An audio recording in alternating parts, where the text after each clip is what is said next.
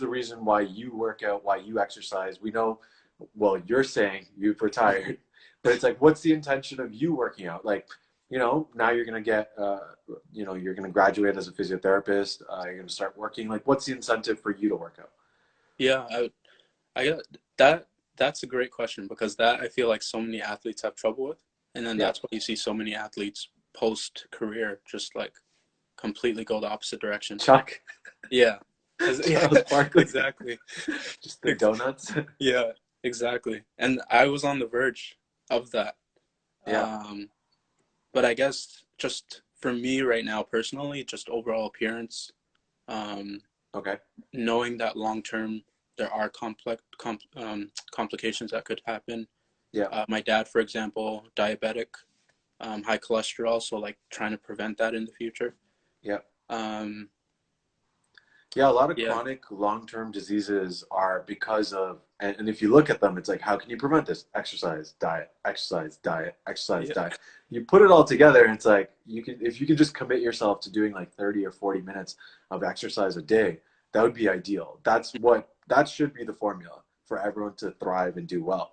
And then yeah, you could get rid of a lot of heart conditions, lung conditions, a lot of other things, long-term chronic diseases, because that's what ends up killing a lot of people. It's not a traumatic accident. It's not a traumatic sports injury that kills them or a heart attack that kills them. It's what led to that heart attack. right. Their diet, lack of exercise, lack of putting stress on their body, and then they collapsed or whatever happened down the road. But a lot of people don't see it that way, and then they wait until it's too late, or they wait for a wake up call until the Yeah, doctor's like, "Hey, listen, you have uh, hypertension or you're hypotensive. Like, you know what I mean? exactly. Like, we need to do something about that." Yeah, Then you start to take it seriously, or you wait until a stroke happens or a heart attack happens. And I think learning about that in school was very key for us.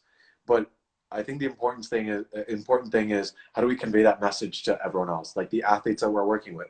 Kids were just like, no, I'll just eat chips and roll out of bed and go play a basketball game. Like, that's just yeah. how it was. That's how it was for me in high school. That's what I did. Hmm. You could attend a game, go in cold, play perfectly fine. I played volleyball, and then you could come home, eat chips, go to sleep, and be fine. And like Yeah. the next day, you could do it all over again. You could do it 100 times if you wanted to. Now I can't operate that way. Once I Hmm. hit like 25, 26, I couldn't operate that way. It just didn't make any sense.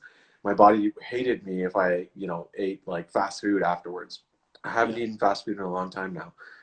But it's just something you have to do, something you have to go through. It's Hmm. very hard to convey that message to patients, to athletes, and people who just are in the prime of their athletic careers. It's Yeah. very hard to say, hey, listen, if you're not doing this, it's probably going to fall apart. What are obstacles that you've seen? Let's say, have you guys started working with patients? We have.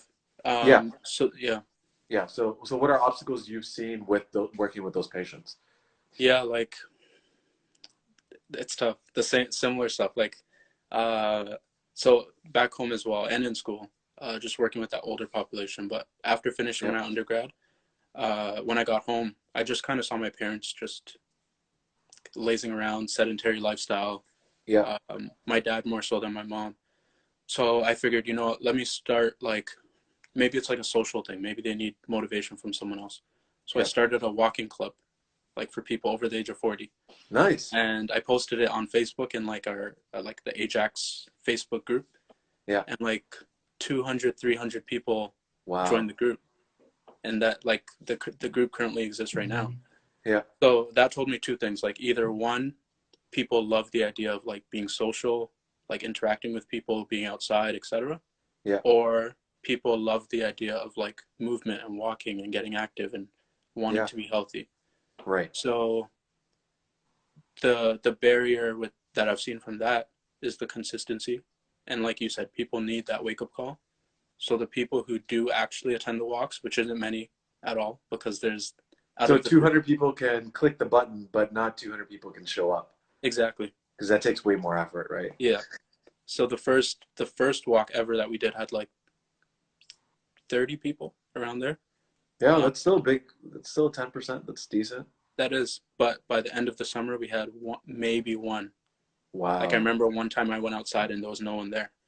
So with that is, and the people who do come on a consistent basis, that you hear their story.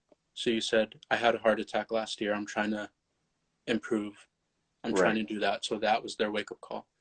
Right. Everyone else, it's like they haven't had that yet. So the barrier for that population definitely is just consistency, getting them to be aware. Similar Yeah. to kids, I would say that the barriers are the same. And then with